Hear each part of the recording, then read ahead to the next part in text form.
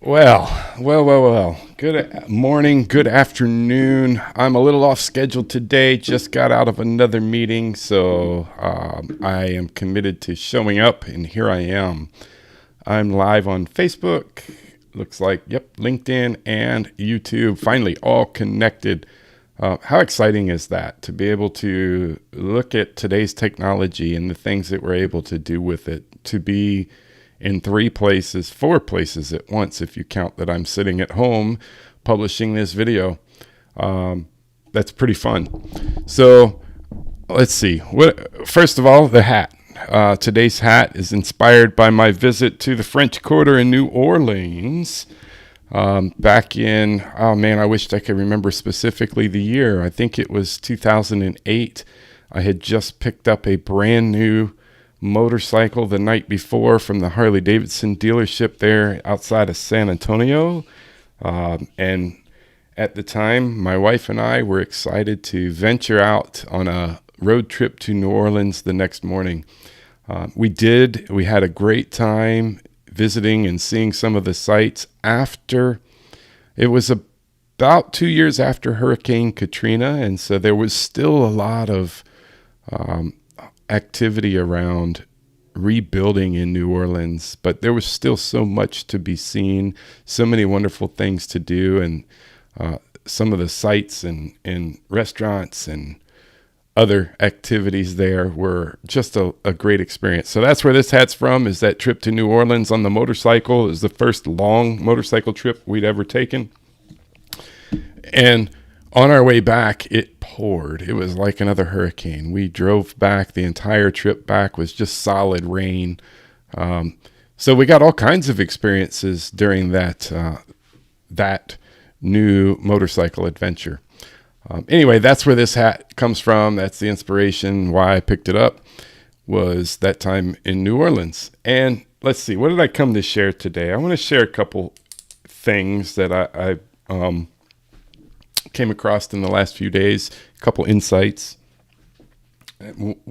Some of them, maybe both of them that I'm going to share, were inspired by Rich Litvin, who is just a masterful coach and mentor to so many other amazing coaches out there. You know, his community is just full of inspirational people who, when you hear from them, you know, you might think initially in a conversation that they're no different than anybody else that we're talking to on a day-to-day basis. But when you start hearing their stories, oh my gosh, they're inspiring. They're amazing.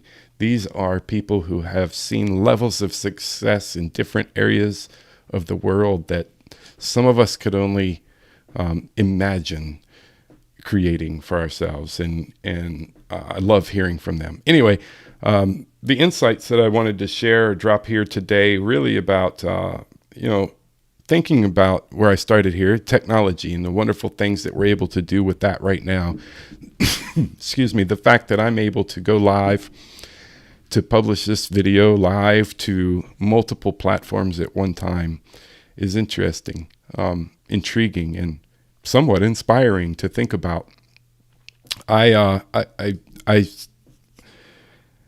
talked to a lot of people who question their ability to get on and do a live video. And I'll just tell you that I lack some confidence when it comes to being able to do these videos. Sometimes I question, how can I show up better? What can I do to improve my video quality? But the one thing that stands out when I think about all of the questions I ask is that I still show up and I still do it.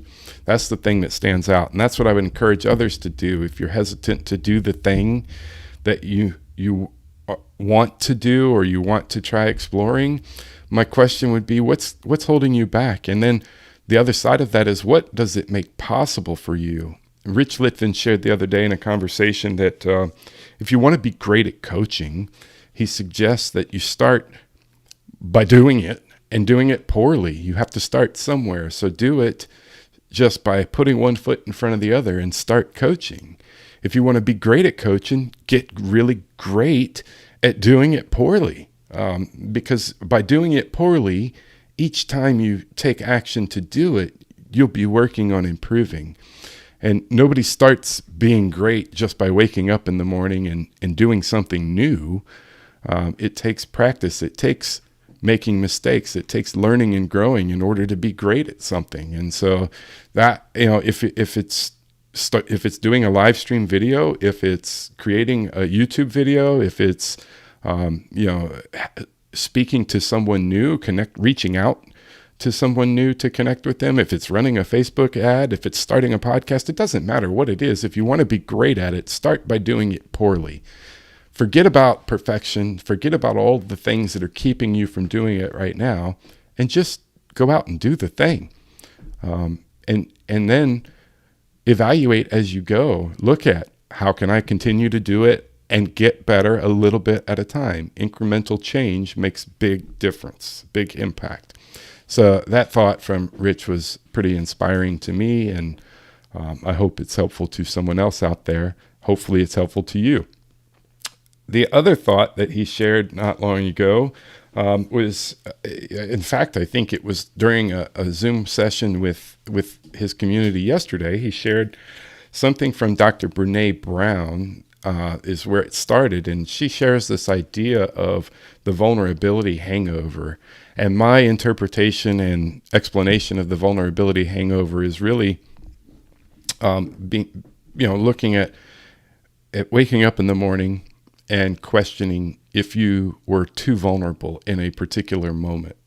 And I would challenge that. I don't think there's a limit to how vulnerable you can be. One of the things that I've found that has contributed to really making best use of community in the mastermind setting. So I'm in several masterminds with Ray Edwards, and one of the things I know has allowed me to be successful as part of that community and those relationships was my willingness to step out of my comfort zone and share what's on my heart, to be vulnerable with the people around me who, by definition and by design, were there to support me and every other person in that room.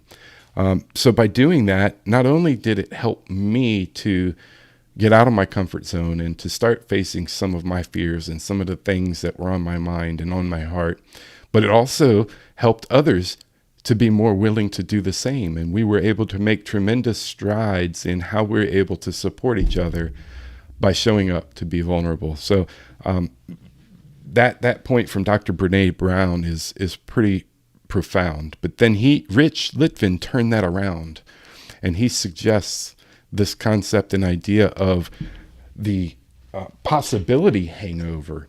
And here's my definition and explanation of that is to think about that big dream you have, the things that when things start to come together for you and it starts to be extremely exciting.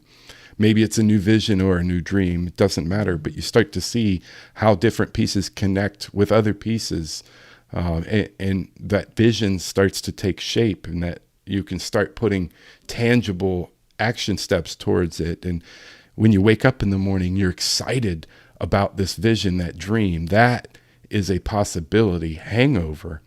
And he challenges that if you're not waking up each day with that possibility hangover, being drunk in that possible success and the things and how they take shape, so that you're hungover with that feeling in the morning and you continue to live that experience, that you're not dreaming big enough. You're not challenging yourself big enough. Your problems aren't big enough. And so I really loved that those two ideas and the way they were shaped for us. And I wanted to share that here with you today.